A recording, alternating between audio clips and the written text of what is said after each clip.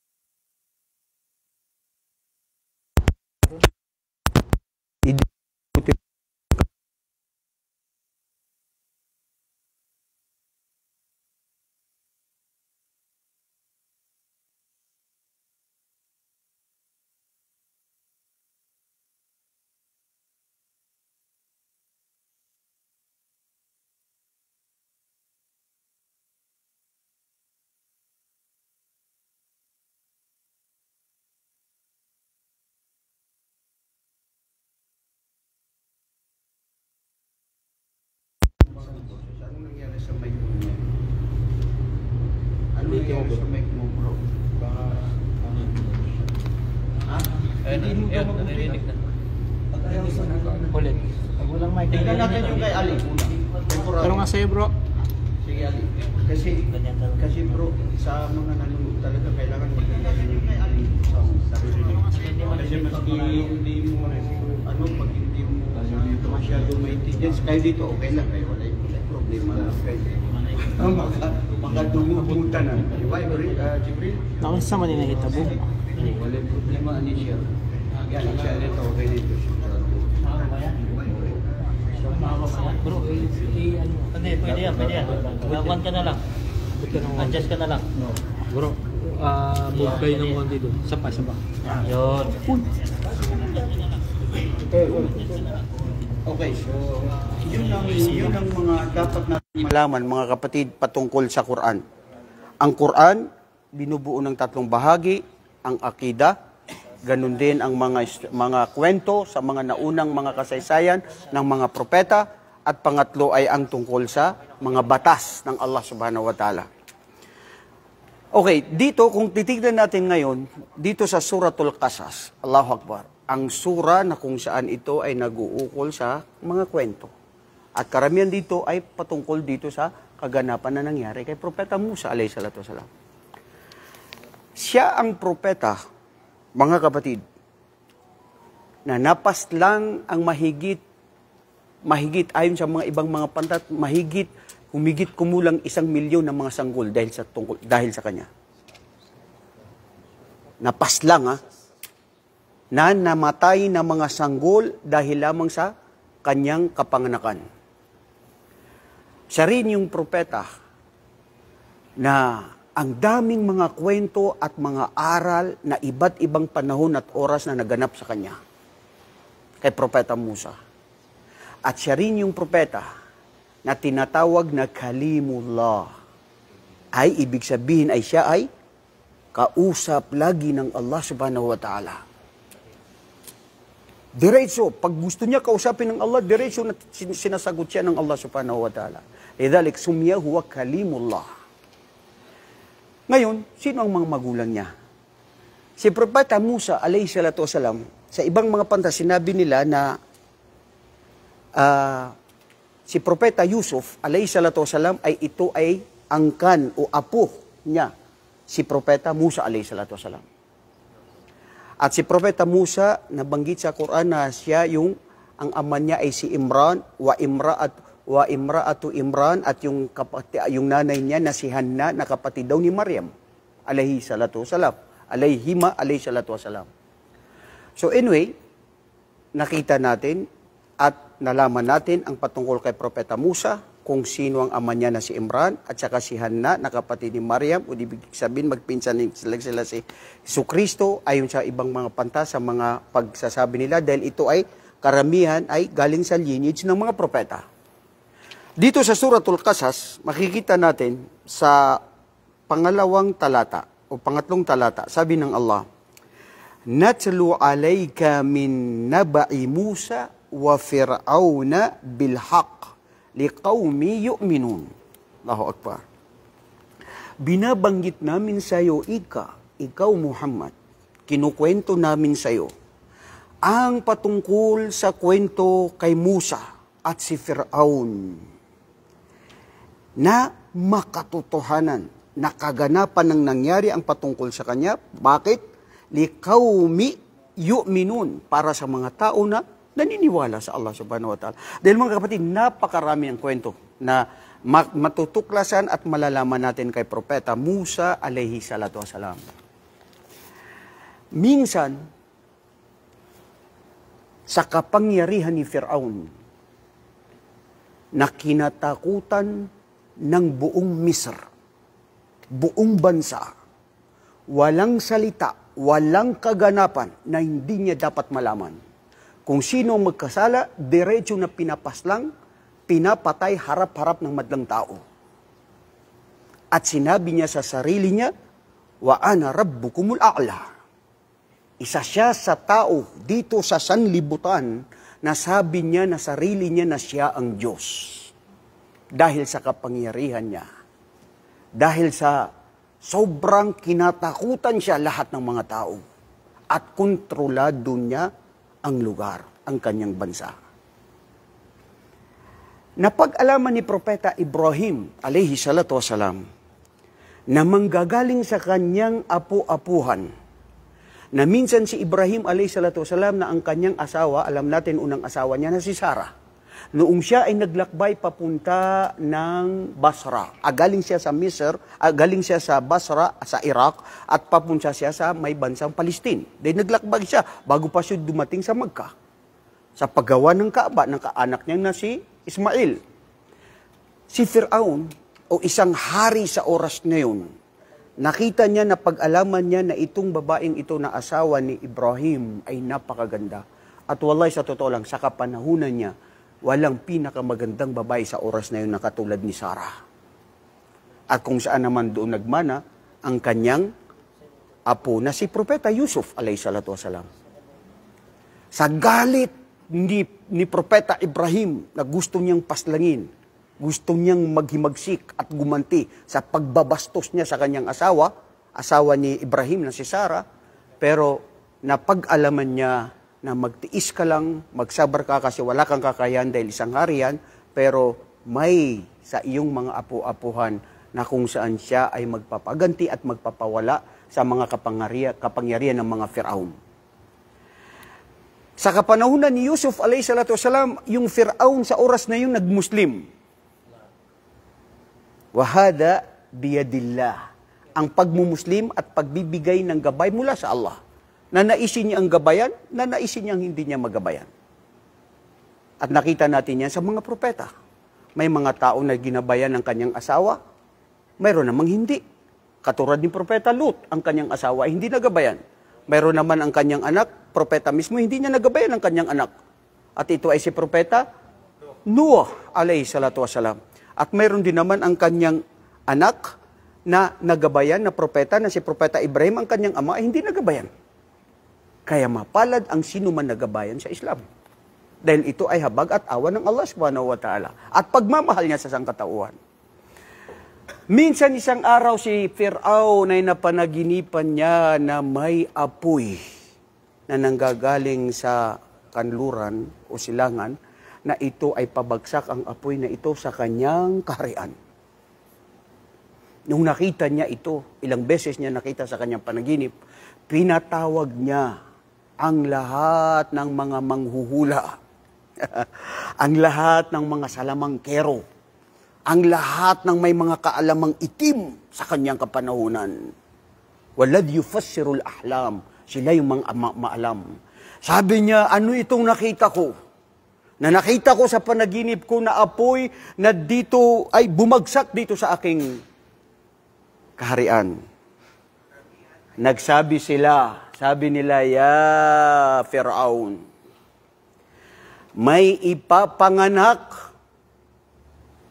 na siya ang magpapabagsak sa iyong kaharian. Ang mga hari, ang mga dato, ang mga sultan, ayaw na ayaw nila umalis sa kanilang pwesto. Wallahi, this is the nature. Subukan mo si Mayor. Mayor, bumaba ka nga dyan sa pwesto mo. Pusilon ka ni Mayor. Buang ka, magsulti ka sa ako na nagbigay-bigay ako sa mga tao ng pera para lang butuhin ako. Ngayon, pabababain mo ako rito. Lahat.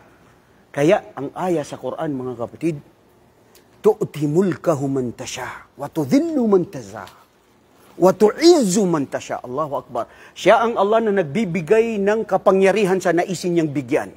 At pag ito ay ginawa niya na tanggalin sa iyo, tatanggalin sa ito ng biglaan. Tatanggalin ito sa iyo na hindi mo matanggap. Ilang mga tao na nawala sa pwesto, na puwersahan na hindi niya matanggap. Natatandaan niyo si Erap Estrada? Natanggal sa pwesto, dumaan sa Pasig River. Sa pagsunog niya sa mga masjid ng mga kamusliman sa Abu Bakar. Nagkatay ng baboy doon sa isang masjid. Kaya kadapan na sa Allah. Kapangyarihan mula sa Allah. Hindi sa atin.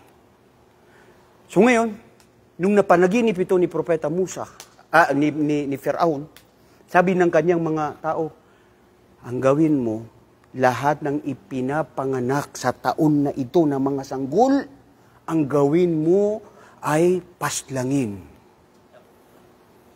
At yun nga ang nangyari. Sadara al-qarar. Lumabas ang karar na kahit sinong sanggol na ipapanganak na lalaki, papaslangin ang mga kabail, ang mga pamayanan, ang mga tao, lahat sa kapanahunan na yun, pinapaslang ang mga sanggol na mga batang lalaki. Istamarra hadihi. Maraming panahon na lumipas at dumaan na tuloy-tuloy itong nangyari na pag ipinanganak ang batang sanggol na lalaki, dire-diretso na pinapakita sa madla ang mga tantara, ibig sabihin yung mga sundalo ni Fir'aun, pinapakita at mayroon siyang mga jasus. Ang mga jasus, bro, maski itinago mo, mayroon silang yung mga spy. Anong tawag doon? Spy nga, di ba? Doon sa Tagalog. Mga intelligence niya. Muktabarat, yung mga mukhabarat. Yan, maski anong ginawa mo, alam ng tao dahil alam niya kung anong ginagawa mo. Sobra pa sa Marites. Okay, taga-Masid, yan. Ngayon, wala kang pwedeng may pagkuble.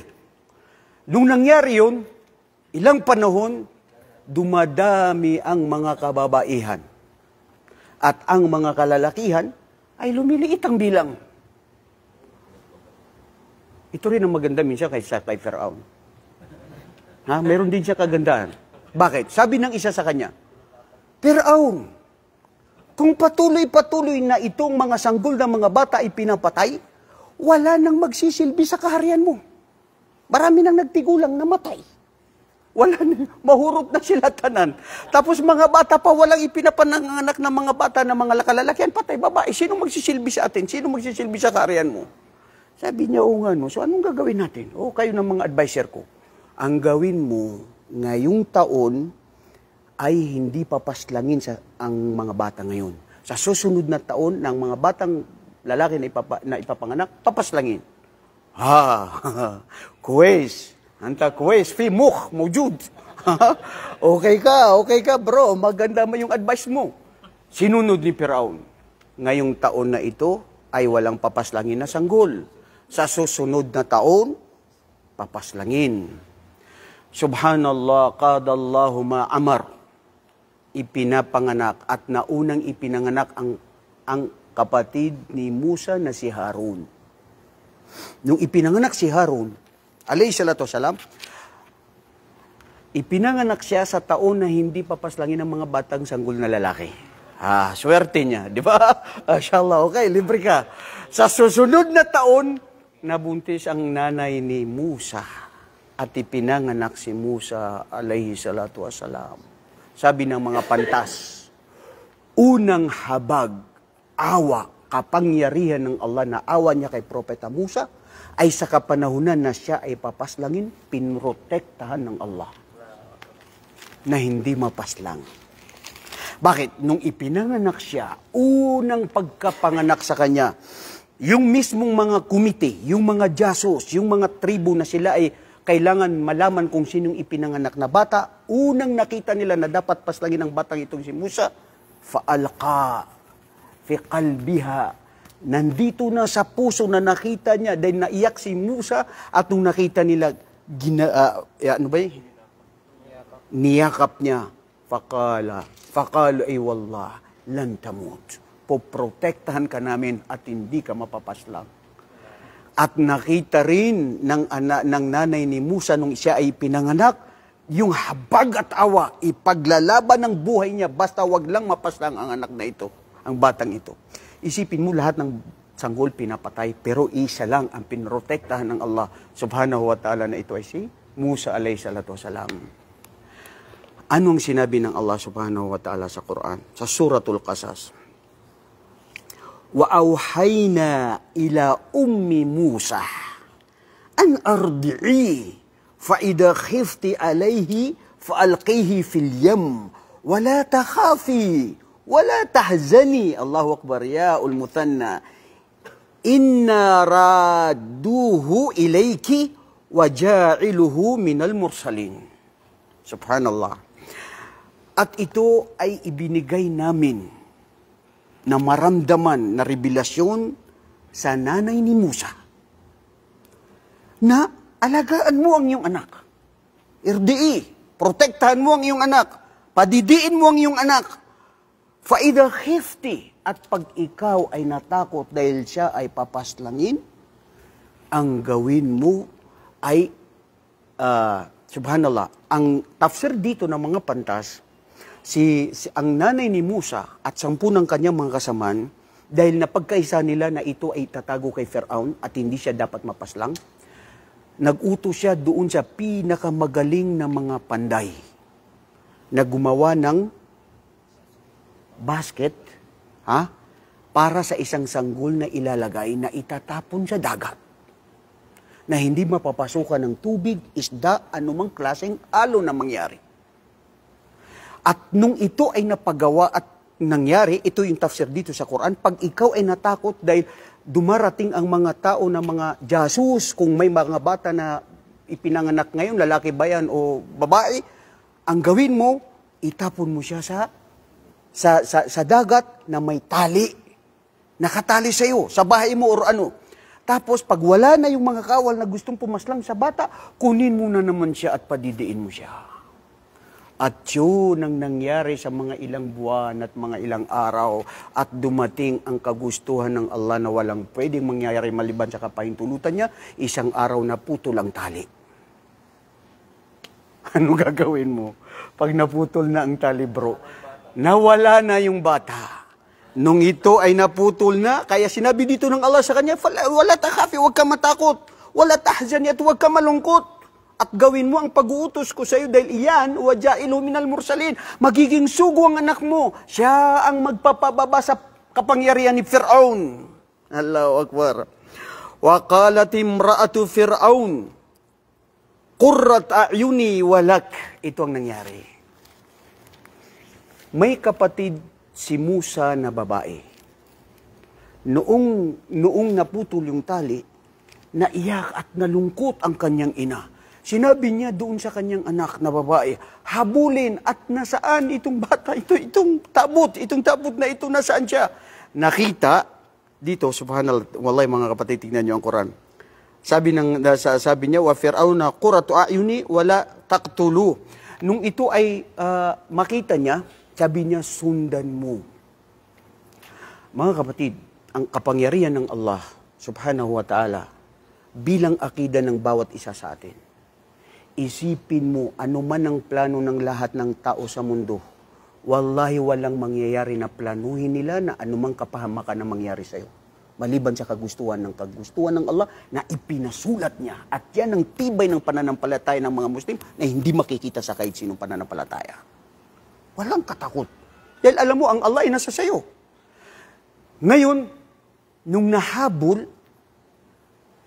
sa dagat na paghabol ng kanyang kapatid, nakita niya, nakakapagtaka daw kasi, sabi ng mga pantas. Kasi itong tabut na ito na pinagawa, maski gaano hindi siya nasisira o hindi siya protect. Idha kana anna Allah ma'ak, man yadurruk. Pag ang Allah ay nasa sayo, sa protekta ng Allah, anong mangyayari sayo? Walang nangyari.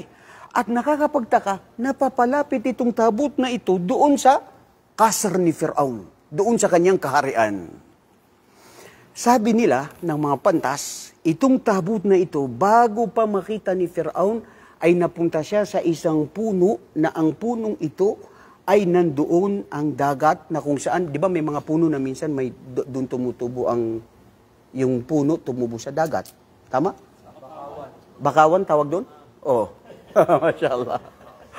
Pati sa amin, sa Marawi, mayroon doon mga nara, ang tawag namin doon na mga nunok. Mga nunok, kailangan ng nunok.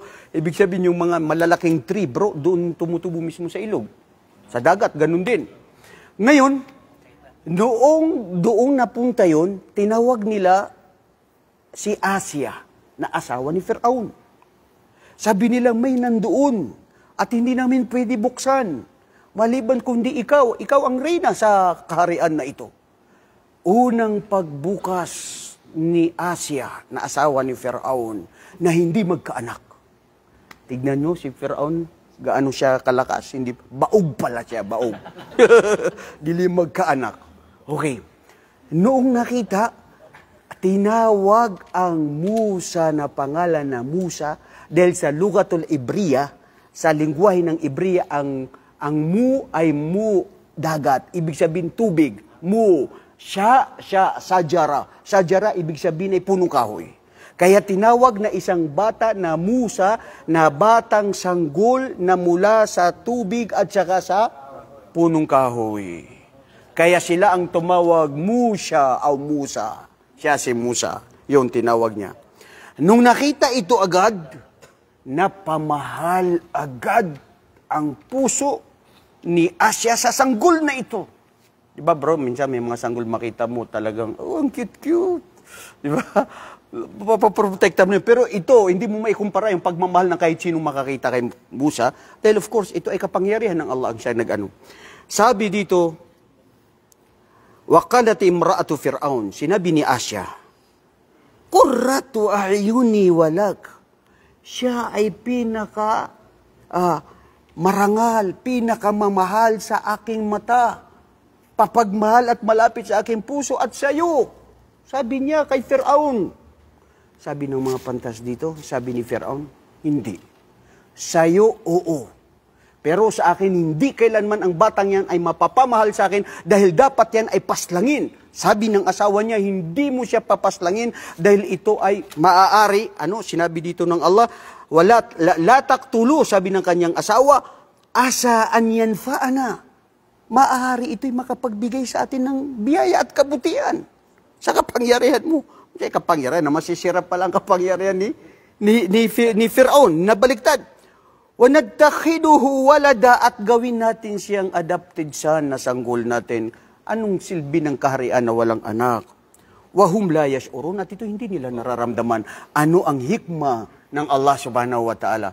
Alam niyo bro, ang sinabi ng mga pantas dito, si Firaun kasi, sabi nila, kung tumahimik lang, yung pagsabi ng asawa niya na, siya ay magiging malapit sa aking puso at sayo. At magbibigay ng kabutihan sa atin. Pero ang sabi ni Firaun, sumagot agad. Sayo, oo.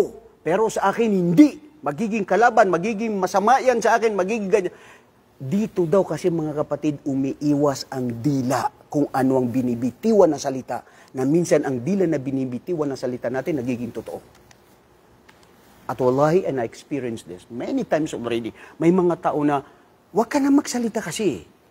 Makamandag ang dila. Minsan kung ano ang sabihin mo, yun ang natutupad. Minsan hindi mo sabi, sana makapunta ako dito sa ganitong lugar. Wallahi, minsan natutupad dahil sa dila. Sana yan hindi mangyari. Sana ganito gagawin ko ganyan. Yan mangyayari. Ang dila mga kapatid, never say end your word. Si Firaun, nagsalita na ng patapos. Ibig sabihin, hindi yan mapapamahal sa akin, hindi yan magbibigay sa akin ng kabutihan, magpapahamak yan sa akin. Yun nga ang nangyari, nagpahamak sa kanyang buhay at sa kanyang kapangyarihan. Nung nakuha na ito mga kapatid, waqalat li ukhti qusi.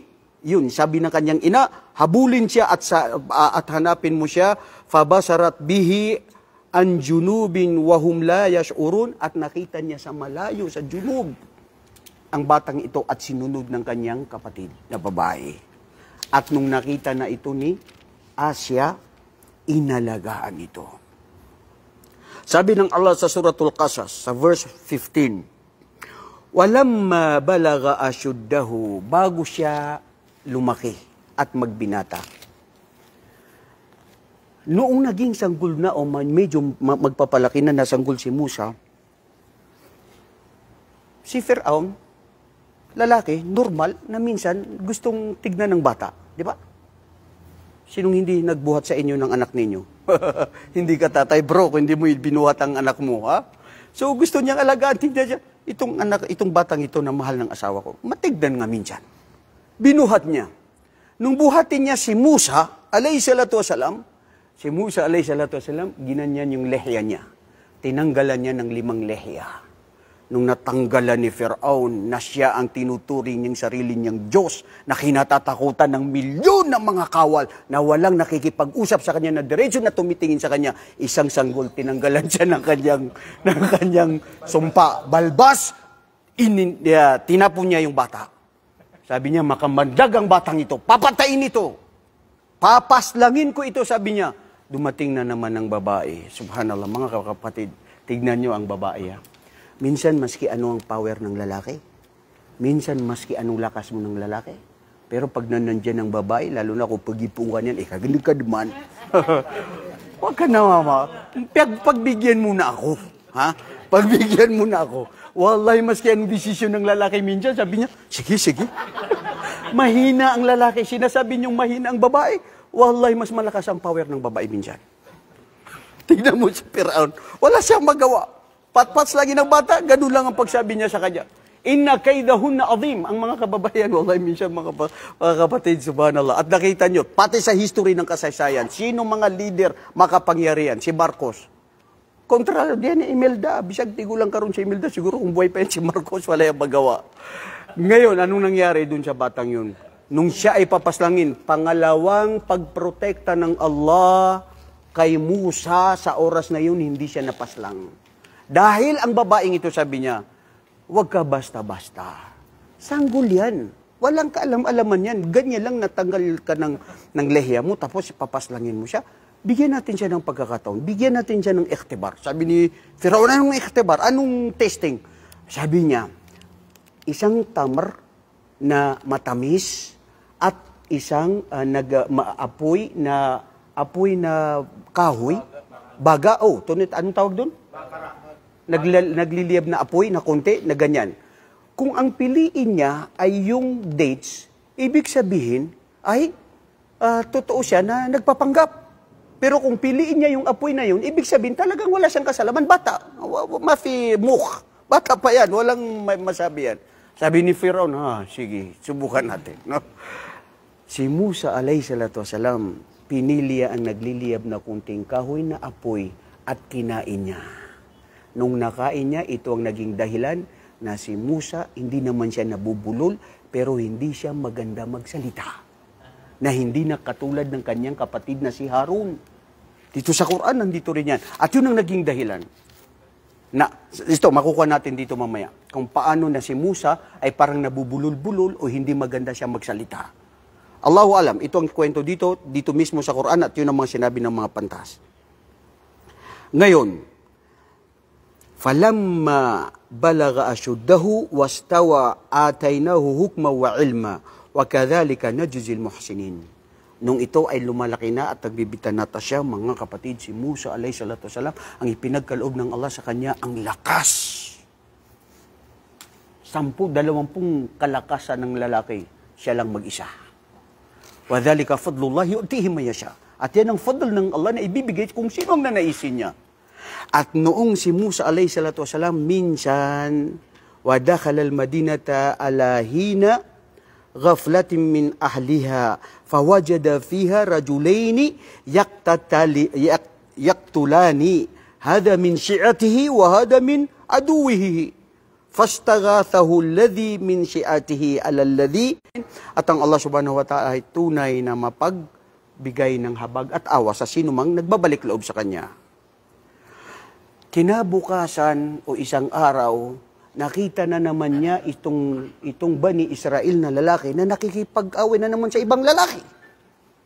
Nung nakita na naman ito ni Musa, sabi niya, ikaw na naman ito. Sabi niya, tulungan mo ako. Sabi niya, ganun. Parang sabi nung isang kalaban niya, kakampihan mo na naman ito na ito, basagulero ito. Siya na naman siya. Tapos pag-anuan na ni Musa o aaksyonan niya, napipigilan niya, sasabihin niya, papatayin mo ako sa katulad ng pagpatay mo kahapon doon sa pinaslang mo na angkan ng Israel, doon sa tauhan ni Firaun. Noong narinig ito ng tao, dahil sa oras na yun nung namatay, walang magsasaksi at walang nagsabi. So, hindi alam kung sinong pumatay. Kasi siyempre, depensa sa sarili niya. Alangan naman sabihin niya na ang pumatay ay si Musa. Tinulungan na nga siya, di ba? Pero sa kinabukasan na yun, parang siya ay nagilty na at siya ang mapapaslang o siya ay susutukoy ni Musa, sinabi niya, ikaw na naman, sabi niya, Musa, papaslangin mo ako katulad ng pagpaslang mo sa una. Narinig ng ni Firaun, pumunta siya kay Firaun, sabi niya, hindi natin mahanap-hanap ang pumaslang ang salarin dito sa pumatay na pumasa. Hindi mo ba alam kung sinong pumatay? Ang inaanak-anak mo. Basagulero yan. Sabi niya ganon. Sabi ni Firaun, khalas, idabalaga sa ilusuba, puno na ang lahat. Nung sanggol, gusto ko yan paslangin. Nung lumalaki na siya, tinanggalan niya ako, gusto ko siya paslangin. Ngayon na ang dapat na oras na dapat kong siyang paslangin. Dahil hindi yan mabuti sa akin. Mga kapatid, ang mga pantas sinabi nila dito, kailanman si Firaun, hindi siya nagkaroon ng habag at awa at pagmamahal kay Musa. Bakit? Bakit kaya? Si Musa ay mananampalataya. Si Musa ay propeta. At ang kalaban ng Allah, kalaban ng Islam, kailanman hindi yan natutuwa sa sinong mga mananampalataya. Yan ang aral na dapat mapulot nyo dyan. Napag-alaman ito, nagbigay ng karar si Firaun. Kailangan hanapin, buhay man o patay ang siyang Musa na yan. Gusto ko yan maparating dito. Waja'a rajulun min aqsal madinati yas'a. Qala ya Musa innal mala'a ya'tamiruna bika liyaqtulaka fakhruj inni laka minan nasihin. Allahu Akbar. Isang matanda na totoo siya kay Musa. Ang habag at awa at pagmamahal niya kay Musa. Dahil alam niya, napakabait at mabuting tao si Musa sa kanyang kakarya ni Firaun.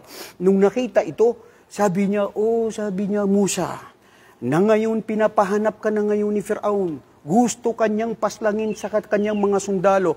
Kaya ngayon ako sa iyo ay napakamabuting magbibigay sa iyo ng balita at totoo ako sa aking mga pananalita. Ngayon ay umalis ka na. Dahil pag natagpuan ka ng mga tauhan ni Firaun, wala na. Anong ginawa ni Musa? Umalis, pumunta muna sa kasar, kumuha ng mga gamit, kumuha ng magpapaalam sa nanay niya. Wala. diretsong umalis. Dahil siya ay nasaksihan niya na ang taong nagbibigay ng kanyang payo ay totoo. At natakot din si Musa dahil alam niyang hindi siya panatag dito kay Firaun. Noong umalis na si Musa, mga kapatid, napunta siya sa lugar na Madian. Subhanallah, sa Madian. Kinuwento ng Allah. Walamma tawajjahu tilqa Madiana qala asa rabbi ay yahdiyani sawa as-sabil. At noong siya ay napadayo doon sa lugar sa Madian at hiniling niya na katotohanan, maari ang aking Panginoon, ay bibigyan niya ako ng gabay at bibigyan niya ako ng tulong kung saan man ako mapaparoon. Walamma warada ma'a Madiana wajada alayhi ummatum minan nas yaskuna wa wajada min dunihim imra'ataini tadudan. Allahu Akbar, Masya Allah, mga kapatid. Ito, ang daming hikma na matutunan dito lang talatang ito. Tadudani, wa abuna shaykhun kabir. Tadudani, qala ma khatbukuma, qalata la nasqi hatta yusdira ri'a'u, wa abuna shaykhun kabir. Nung dumating si Musa sa Madian, ang sabi ng mga pantas, mula sa Egypt, sa Ehipto, napunta siya sa Madian na maramit sa malapit ito sa Zaina o Turo Zaina, at ito ay malapit sa Tabuk. Mga kapatid, hindi nakakapagtaka. Ang Tabuk, kung sino nakapunta sa inyo sa Tabuk dito sa Saudi Arabia, punta ka doon sa baybayin ng dagat nila, makikita mo kung anong kaharapon na lugar, ito ang Ehipto sa Egypt. At doon na napagpag si Musa. At hindi yan nakakapagtaka. Di ba si Khidr, naglakbay nga sila kahit saan sila mapunta para lang hanapin si Khidr. Para man lang mahanap si Khidr, di ba? Sa paglalakbay, napunta siya doon. At noong siya ay dumating doon, nakita ni Musa, alayhi afdalu salatu wasalam, ang mga tao na mga kalalakihan na nag-iigib ng tubig. Disyerto, mahirap lang sila. Kailangan ang kanilang kabuhayan ay tubig. Ang kanilang mga alagang, mga kamelyo, lahat, mga tupa, pinapainom, mga kalalakihan. At nakita niya ang dalawang babae, tadudani, isma ma'na tadudani, pinipigilan nila ang kanilang mga alaga, yamnaani o tamnaani, pinipigilan nila ang kanilang mga alaga na ito ay mapunta muna sa tubig at para sila ay mapunta doon dahil ang mga babaeng ito ay ayaw nila na makihalubilo sa mga kalalakihan. Ayaw nila na makipag-usap sa mga kalalakihan. At gusto nila, pag wala ng mga lalaki na nandoon sa para pagkuha nila ng tubig, kumbaga sa Maranaw na paridi, may tubig na lumalabas doon. Balon-balonan ba yun sa Tagalog? Balon? Ha? Balon. Okay. O, na-repeat lang natin. Balon. Sige. Balon. Tapos, nung doon na sila napunta, bro, ayaw nila pumunta, ayaw nila makipag-usap. Wallahi, mga kapatid, napakalaki ang aral dito. Hindi ko to sinasabi dahil Maranaw ako. Ang mga babae, bro, kahit sino sa atin, yung mga naunang mga kababaihan sa atin, ganyan. Natatandaan ko yung lola ko, kinukwento niya. Sa Ranao, malapit sila sa Lake Lanao. Sabi niya, wata, di kami din sumsaig. Hindi kami pumupunta sa Ranao, sa patubig. Pumupunta kami ng madaling alaw, alas 3, alas 4. Walang lalaki na pumupunta. Kasi kami lang. Huwag kami dapat sikatan ng araw. Kad dumarating ang mga lalaki, nakakaya, ayaw namin makipagalubiro sa mga lalaki. Pag dumadaan pa yan, nakakumbong, nakatikop, at dumadaan sila na pasiksi-siksi na ayaw nila mag-ano. Ngayon, makita mo yung babae, hindi mo alam, babae ba yan o lalaki? Paano yan maglakad? Maganda pa sa babae. Maganda pa. Wallahi, iba ang nauna sa ngayon, mga kapatid. Ito, makikita natin dito yung paglakad ng babaeng ito nung nangyari.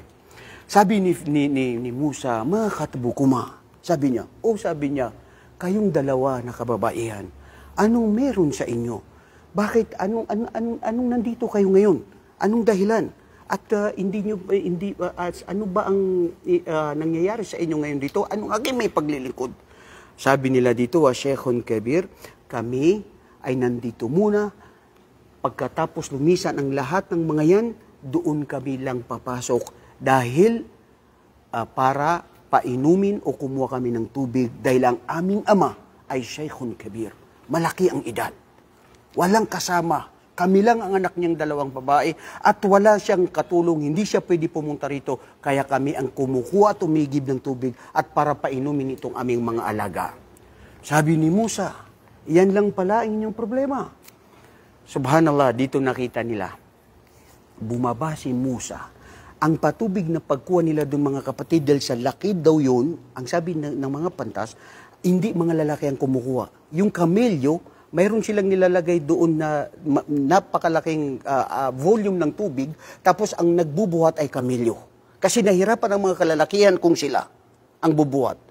Pero si Musa alayhi salatu salam, hindi niya pinagamit ang kamelyo o hayop ng mga babae, siya mismo. Nilagay niya doon yung kakayanin ng kamelyo o 2-3 kamelyo, siya ang nagbuhat. Rajulun qawi. Binigyan ng Allah subhanahu wa ta'ala ng lakas. Nagtaka ang dalawang magkapatid. Sabi nila, oh, malakas. Oh, inshallah. Malakas ito, sana all. Bro, Allahu Akbar, la ilaha illallah.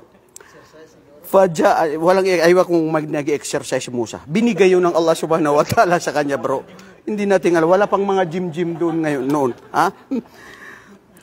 Faja'atuhu ihdahuma tamshi ala istihya. Qalat inna abi yad'uka liyajziyaka ajra ma saqaitana. Ma saqaita lana. Falamma ja'ahu wa qassa alayhi al-qasas qala la takhaf najawta minal qawmi adh-dhalimin. Noong sila ay nakaigib na at napakainom ng tubig ang kanilang mga alaga, dumating sila sa bahay. Sabi ng mga pantas, ito daw si Propeta Shuaib. Yung ibang mga pantas, sabi pamangkin ni Propeta Shuaib. Yung iba sabi nila hindi, Rajulun Saleh. Sabi ng mga pantas, al-muhim sabi nila, propeta siya o hindi, importante nabanggit ito sa Quran. Sabi ng ama nila na matanda na, oh, napaaga kayong mga anak. Dati-rati dumarating kayo, magtakip silim agad. Ngayon napaaga kayo. Sabi nila, o aming ama, may natagpo ang kaming lalaki na tumulong sa amin at napakabuti niya sa amin. Sabi ng kanyang ama, ito sinabi ng kanyang ama, sino sa inyong dalawa na aking mga anak, napuntahan niyong lalaki na yan na tumulong sa inyo. At sabihan siya na inaanyayahan ko at bibigyan ko ng gantimpala sa anumang tulong na naitulong sa inyo. Dumating ang babae, sabi ng isang yung bunso, hindi yung ate. Yung bunso sabi niya, oh aking ama, ako po ang pupunta. Masya Allah, matapang ha. Ako po ang pupunta at magsasabi sa kanya. Tignan nyo ang sabi ng babaeng ito. Faja'atuhu ihdahuma, at dumating ang isa sa kanila, ito yung bunso. Tamshi ala istihya, na siya ay naglalakad na hindi paakit-akit at nakakahiya. Ibig sabihin, marangal, may dangal. Hindi ka maaakit sa kanya dahil makikita mo sa kanya na may dignidad. Ha? Hindi katulad ngayon na ang babae na nagpapakita ng maski hindi mo sasabihin na sexy, na magsisexy siya sa'yo. Yun bro, wala, hindi mo makikita. At sinabi niya, Tamshi ala istihya, qalat inna abi. Ito ang aral dito. Dumiretso at sinabi niya, O Musa, inna abi, katotohanan ng aking ama. Siguro sa kapanahunan natin ngayon, Allah alam, hindi naman lahat siguro, hindi ko lalahatin ng mga sisters. Ngayon, ang mga kababayan, kung ganun, sasabihin niya, O Musa, kumusta ka na? Anong nakain mo? Saan ka natulog? Maraming salamat sa tulong mo. Dami-dami pang satsat. Ito, diretso. Walang mga pang-akit. Bakit bro? Minsan maakit ang lalaki dahil sa babae. Minsan ginagawa pa niya ang busis niya. Hindi ko alam kung bakit na ginagawa ang busis ng ano. Ha? Di ba? Pero yun, wala. Itong mga aral dito, mga sisters, wallahi, diretso. Makipag-usap ka sa lalaki na kinakailangan na may aral o ano, wag ka wag mong sexy ang busis mo. Nagka-create yan ng fitna. At ikaw din na lalaki, wag ka malandi bastos. Na mamaya titignan mo pa yan yung anong itatanong mo. Iniiwasan yung fitna, wallahi. So anong sabi niya? Inna abi, ang aking ama ay nagsasabi sa iyo na anyayahan ka dahil sa tulong mo na ginawa mo sa amin. Dumating si Musa, alayhi salatu wasalam. Paano sila dumating? Dumating itong babae. Sabi niya, o ikaw, Musa, hindi pa niya alam ito na propeta. Sabi ni Musa, saan ang bahay ninyo? Sabi niya, sinabi ba niya sa babae na mauna ka? Hindi. Kasi ayaw din ni Musa. Doon ang marangal. May takot sa Diyos ang lalaki. Ayaw niya na makita yung babae na lumalakad na sumiseksi. So sabi niya, ako ang mauuna. At ikaw ay dyan sa likod. At magdala ka ng mga bato na maliliit. Na kung saan tayo kanan, kaliwa, itapon mo lang doon yung bato. At doon lang ako. Masya Allah, walang salita. Masya Allah. Siguro kung sa kapanahonan na ngayon, na ikaw na magkwento sa Said. Ano nang mangyayari? Sister, saan dito? La hawla wala quwwata illa billah. Tapos mamaya magsasabihan mo, ikaw naman bro, nagtatanong ka pa. Sige lang, lakad-lakad. Pero subhanallah, ito walang nangyari. Diretso lang. Pagdating sa bahay, tignan ng mga aral doon. Pagdating niya sa bahay, anong ginawa? Ang mga babae, sila ang naghanda. Hindi nakihalubilo na nakipag-usap sa mga kwento ni Shuaib at saka si Musa. Sa kapanahunan natin ngayon, ang babae nandun na sa sala. Uy, anong nangyari sa inyo? Totoo ba yan? Marites. Sister, I'm sorry, pero ito ang nakikita natin sa iba. Hindi ko nila lahat naman. Siguro may iba rin, hindi, di ba? Pero yung mga anak, sabi dito ng mga mufasir, bro, hindi, wala, naghanda sila ng pagkain, doon lang, at nahihiya sila na makihalubilo sa tatay nila at doon sa bisita, na hindi nila mahram. Di ba? Which is yun ang dapat. Gawain mo, babae, magpakain, mag-alaga sa ama mo, asawa mo, sa bisita, okay lang, pero huwag ka pumunta doon at umupo na, uy, maraming salamat sa'yo. Ganyan, wala yun. Hindi nagyayari yun. Okay, mga kapatid, so, qalat ihdahuma ya abati ista'jirhu inna khaira man ista'jarta al-qawiyul amin. Subhanallah. Sabi ni Shuaib kay Musa, dahil sa ginawa mo na tulong, sabi niya sa mga anak kong ito, at ngayon ay nandito ka sa lugar na mapayapa. Fala takhaf, huwag ka matakot. Na wala ka na sa lugar na anong kinatatakutan mo. At kami dito ay iyong karamay at magbibigay sa iyo ng tulong. At maging mutmain, maging panatag ka. Tapos, anong sinabi ng kanyang anak? Isa sa kanyang mga anak. Qalat ihdahuma ya abati ista'jirhu inna khaira man ista'jarta al-qawiyul amin. Subhanallah. May balaga at may hikma dito na sinabi dito ng mga pantas. Sabi ng isa sa kanila, o aking ama, dakilang ama, aking dakilang ama, ang pinakamabuti na magtatrabaho sa atin o magtatrabaho sa iyo o bibigyan natin ng gantimpala ay siya yung pinakamalakas at mapagkakatiwalaan. Ang pinakamalakas, nasaksihan nila nung siya ay kumuha ng tubig. At yung amin na mapagkakatiwalaan, alam niya na panatag siya nung sila ay naglakbay at papunta sa bahay na wala man lang nangyari na anumang conversation. So sinabi niya, o aking ama, ang katotohanan na pinakadapat dapat magtrabaho sa atin ay al-qawiyul amin. Ang sabi dito, inna khaira man ista'jarta. Bakit hindi sinabi dito na ang katotohanan na pinakamabuting bigyan mo lang ng gantimpala? Bakit hindi sinabi niya dito ista'jarta? Ibig sabihin yung magtatrabaho sa'yo. Kasi gusto ng mga anak niya na may makapagtrabaho sa kanila kasi buong buhay ba naman sila para silang mga lalaki na silang umiigib? Di ba? So ang gusto nila, may makatulong sa kanila. Sabi ng kanyang ama, Allahu Akbar, sinabi rin ng kanyang ama, Qala inni uridu an ankihaka ihdabnatay hataini ala an ta'jurani thamaniya hijaj. Fa'in atmamta ashran famin indak wa ma uridu an ashuqa alayk satajuduni insyaallahu minas salihin. Sabi ni Shuaib. Kumbaga, siyempre, hindi niya sinabi na request ng aking mga anak.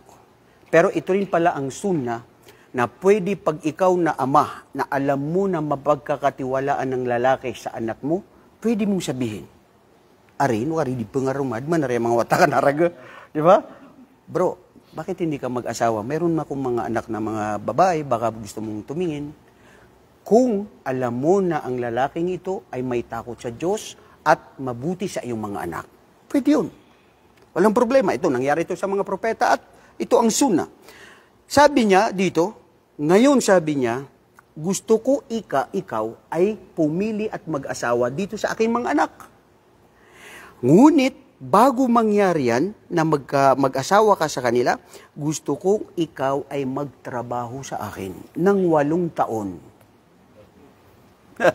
Dugay na siya bay, walay problema. Kontrata yun. Pag nakapagganap mo, gagawin 10 taon, sa oras na yun, ipapakasal ko na sa'yo kung sino ang pipiliin mo sa mga anak ko. At yun nga, pinili niya yung bunso. Kasi kumbaga so, arena, maungangan. Yung bunso na, ano talaga, may yung strong personality, di ba? So, yun din ang nagustuhan ni Musa, alayhi salatu wasalam, sa 1 taon, nagkaanak sila, at ang kondisyon ng ama, sabi niya, sa 2 taon na ito, ano ang ipinapanganak ng mga ating mga alaga, kung kulay puti sa akin lang, o kulay itim sa akin lang, ang mga ibang kulay lahat sa'yo. Subhanallah, sa 1 taon, sumunod na taon, halos magkakaiba-ibang kulay. Ang dami nang nakuha ni Musa, alayhi salatu wasalam. Anak niya, nagkaanak sila ng 2 at mga kasama ang kanilang mga tupa. Sa taon na yun, sinabi niya, ngayon ay oras na bumalik ako doon kung saan ako nanggaling. Allahu Akbar. Bakit mga kapatid? Bakit siya babalik doon? May mission. Ha? Ha? Very good, may mission.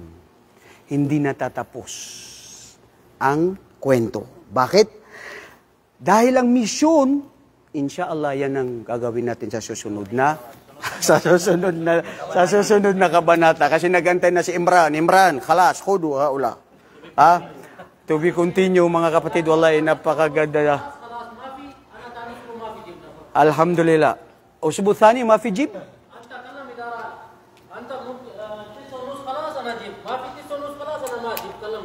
Inshallah. Tamam. خير خير أنت إنسان ما شاء الله أنت رجل طيب